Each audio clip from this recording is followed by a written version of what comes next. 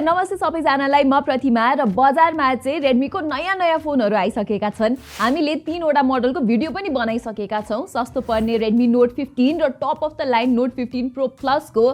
तर एउटा फोनको रिभ्यू चाहिँ अझै पनि बाँकी छ है। यो बिचको Redmi Note 15 Pro जसको स्टार्टिङ प्राइस नेपालमा 50,000 रुपैयाँ रहेको छ र यो 60,000 पर्ने Redmi Note 15 Pro Plus को स्पेक्स सरर हेर्दाखेरि चाहिँ यी दुईटा फोनको स्पेक्स अलमोस्ट सेम नै छ।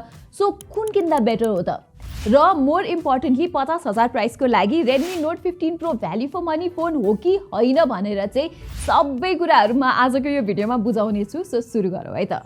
ओके, सो अनबक्सिङ गरिदिहालेँ। Note 15 5G, Note 15 Pro सबैको बक्स एउटै नै छ। सो त्यस्तो केही कन्फ्युजन छैन। सुरुमा हामीसँग छ सिम इजेक्टर, अनि छ कभर, अलिकति पेपर वर्क, एन्ड देन हामीसँग फोन नै छ। क्युट खाले पर्पल कलर अप्सन रहेछ। अनि फाइनली 45 वाटको चार्जर र केबल। ल सुरुमा चाहिँ डिजाइनको कुरा गरौँ र दाजुभाइ भए तापनि डिजाइनको चाहिँ हल्का फरक अप्रोच छ है दुईटै फोनको। प्रो प्लसमा हेर्न सक्नुहुन्छ यहाँ अलिकति कर्भ छ अगाडि पनि पछाडि पनि, भने प्रोमा चाहिँ यो पुरै फ्ल्याट अनि बक्सी टाइपको डिजाइन आउँछ। हातमा समात्दाखेरि चाहिँ दुईटै फोन प्रिमियम नै फिल हुन्छन् है। Note 15 Pro को चाहिँ 4 वटा कलर भेरिएन्ट आउँछ र सबैमा प्लास्टिक डिजाइन नै हो।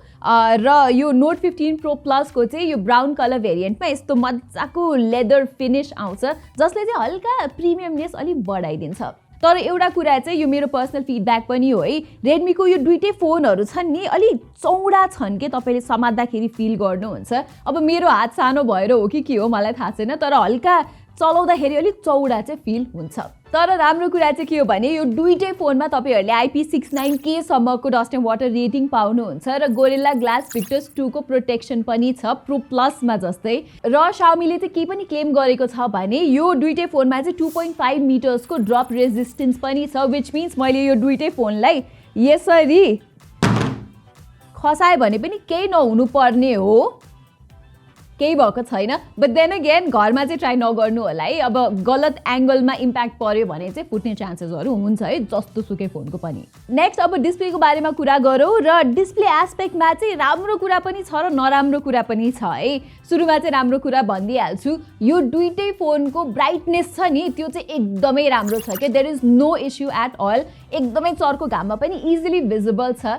र अर्को अब चित्त नबुझेको कुरा चाहिँ के हो भने स्पेक्स वाइज चाहिँ यो दुईटै फोनमा उस्तै नै डिस्प्ले स्पेक्स छ, केही पनि फरक छैन। तर रियल लाइफमा चाहिँ क्वालिटी चाहिँ भिन्न छ है। सुरुमा त प्रो प्लसको डिस्प्ले तपाईँले हेर्नुहुन्छ भने एकदमै डिप ब्ल्याक्स र कन्ट्रास्ट सहित आउँछ, बेटर देखिन्छ।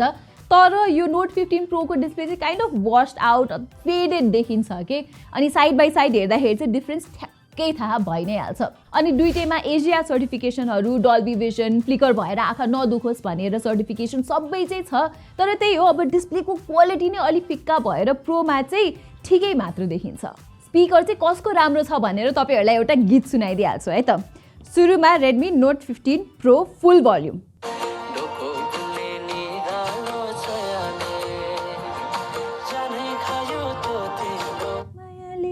Note 15 Pro Plus फुल भोल्युम।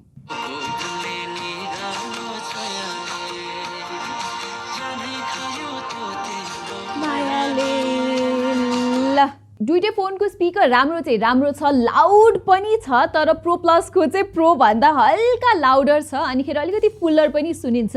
जे होस् अडियोमा हल्का बढी डेप्थ छ भन्न सकिन्छ कि, भोकल अलिक क्लियर लाग्यो मलाई चाहिँ। तर त्यस्तो पुरै आकाश र पातालको डिफ्रेन्स चाहिँ लागेन। त्यसै गरी ह्याप्टिक्समा पनि Xiaomiले खासै त्यस्तो कन्जुसाइ चाहिँ केही पनि गरेको छैन रहेछ। सिमिलर नै भाइब्रेसन तपाईँहरूलाई फिल हुन्छ, ह्याप्टिक फिडब्याक उस्तै नै छ। नाइस अलिक सटल टाइपको छ कि टाइप गर्दाखेरि अथवा नेभिगेट गर्दाखेरि, विच इज रियली गुड। र यो दुईटै फोनमा चाहिँ तपाईँहरूले त्यो भाइब्रेसनको इन्टेन्सिटी छ नि त्यो सेटिङ्सबाट चेन्ज पनि गर्न सक्नुहुन्छ। ल अब चाहिँ सफ्टवेयर र पर्फर्मेन्सतिर कुरा लगौँ र एउटा चित्तै नबुझेको कुरा चाहिँ के छ थाहा छ, Redmi Note 15 Proमा चाहिँ अझै पनि Android 15 नै आउँछ क्या at launch on top of HyperOS 2। Note 15 Pro Plusमा पनि त्यही नै हो। र मलाई चाहिँ लाग्छ कि Xiaomiले Android 16 चाहिँ दिनै पर्थ्यो के Xiaomiले हुन त 4 वर्षको OS अपडेट्स चाहिँ प्रमिस गरेको छ यी दुईटै फोनमा तर अब Android 16 नै नभएपछि चाहिँ 3 वर्ष दिएको जस्तै नै हो के मेरो विचारमा भन्नु पर्दाखेरि चाहिँ र अब HyperOS चाहिँ पहिलाको MIUI भन्दा धेरै नै बेटर छ है चलाउँदाखेरि एकदमै इम्प्रुभ पनि भएको छ हुन चाहिँ यो दुईटै फोनमा ब्लोटवेयरहरू चाहिँ छन् तर 90% लाई चाहिँ अब अनइन्स्टल गर्न मिल्छ सो यो कुरामा म धेरै किचकिच चाहिँ गर्दिन र अब कोर परफर्मेन्सको कुरा गर्नुहुन्छ भने चाहिँ Redmi Note 15 Pro मा Dimensity 7400 Ultra आउँछ भने Note 15 Pro Plus मा चाहिँ Snapdragon 7S Gen 4 छ र अब बेन्चमार्क्सहरू हेर्नुहुन्छ भने चाहिँ Pro Plus को धेरै नै बेटर छ है लाइक अब Geekbench को CPU GPU को स्कोर Antutu स्कोर सबै नै यसमा बेटर आउँछ र अब मलाई सोध्नुहुन्छ भने चाहिँ यो 50,000 प्राइसको लागि Dimensity 7400 Ultra चाहिँ डेफिनेटली अन्डर परफर्मिङ नै हो है यो 50,000 प्राइसमा त वी क्यान गेट OnePlus को Nord CE5 Infinix को GT30 Pro जसमा चाहिँ तपाईले डबल द परफर्मेन्स चाहिँ पाउन सक्नुहुन्छ के अब रियल लाइफमा चाहिँ डे टु डे परफर्मेन्स चाहिँ ठिकै छ है Redmi Note 15 Pro को त्यस्तो नराम्रो छैन नर्मली सोशल मिडियाहरू चलाउँदा UI चलाउँदा अब 4-5 वटा एपहरू खुला राखेर मल्टिटास्किङ गर्दा ठिकै एक्सपिरियन्स हुन्छ त्यस्तो ओभर हिटिङ पनि हुन्न तर अब गेमिङ नै गर्छु भनेर सोच्नु भएको छ भने यो आइडियल फोन चाहिँ होइन है तपाईले यहाँ स्क्रिनमा गेमिङ स्कोर्सहरू चेक गर्न सक्नुहुन्छ PUBG मोबाइल लेजेन्ड्स गेन्शिन इम्प्याक्टमा त्यस्तो खत्रे FPS छैन प्लस यहाँ चाहिँ UFS 2.2 स्टोरेज आउँछ र DDR4X र्याम मात्रै हो के so overall not so good when it comes to performance जस आफ्नो प्राइसको लागि 50,000 रुपैयाँको लागि ल अब क्यामेराको कुरा गर्नु पर्दाखेरि चाहिँ Redmi Note 15 Pro मा Redmi Note 15 Pro Plus को ठ्याक्कै क्यामेरा सेटअप छ के पछाडी चाहिँ यहाँ तपाईले 200 मेगापिक्सलको मेन क्यामेरा र 8 मेगापिक्सलको अल्ट्रा वाइड क्यामेरा पाउनुहुन्छ स्याडली यो दुईटै फोनमा तपाईले टेलिफोटो लेन्स चाहिँ पाउनु हुँदैन हुन त अब प्रोबाट त्यस्तो टेलिफोटो लेन्सको आशा चाहिँ म राख्दिन थिएँ होला तर यही प्राइसमा आउने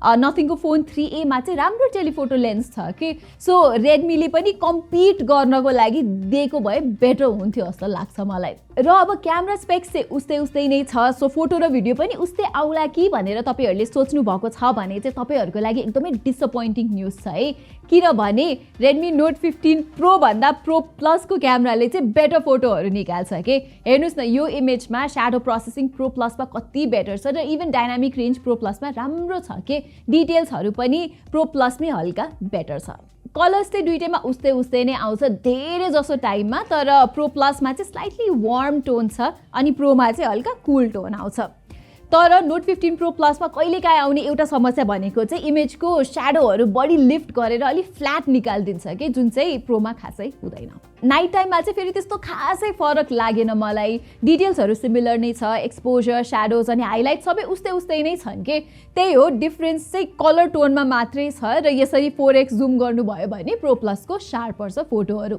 पोर्ट्रेट्सको कुरामा चाहिँ मलाई Pro Plus नै बेटर लाग्यो है डिटेल्सहरु राम्रो छ अनि स्किन टोन पनि नेचुरल निकाल्छ के जे होस् हल्का बडी प्लिजिङ फोटो चाहिँ तपाईहरुले Note 15 Pro Plus बाटै पाउनुहुन्छ जे होस् एउटै सेटअप भए तापनि तपाईहरुले अब चिपसेट फरक भएर अनि अप्टिमाइजेसन फरक भएर फोटोहरु भिन्न भएको पाउनुहुन्छ के सस्तो Note 15 Pro भन्दा Pro Plus ले बेटर फोटोजहरु प्रोड्युस गर्छ सेल्फी क्यामेरा चाहिँ छुट्टै नै हो दुईटैमा Pro Plus मा चाहिँ नयाँ 32 मेगापिक्सलको सेल्फी क्यामेरा छ भने Note 15 Pro uses the older 20 megapixel camera र सेल्फीजहरु चाहिँ Pro Plus मै बेटर छ विथ बेटर डिटेल अनि राम्रो स्किन टोन आउँछ Note 15 Pro मा चाहिँ अलिकति मड्डी डिटेल आएको जस्तो फिल भयो मलाई र सेल्फी भिडियो पनि Pro Plus बाट हल्का बेटर आउँछ शार्पर छ स्किन टोन हल्का बेटर छ Pro अलिकति वाइडर चाहिँ छ तर हाइलाइट्स चाहिँ मेन्टेन गर्नै सक्दैन प्रोले पनि Pro Plus ले पनि तर एउटा अचम्मको कुरा चाहिँ के हो थाहा छ रेयर क्यामेराबाट खिचेको भिडियोजहरु छ नि त्यो चाहिँ Redmi Note 15 Pro ले बेटर निकाल्छ के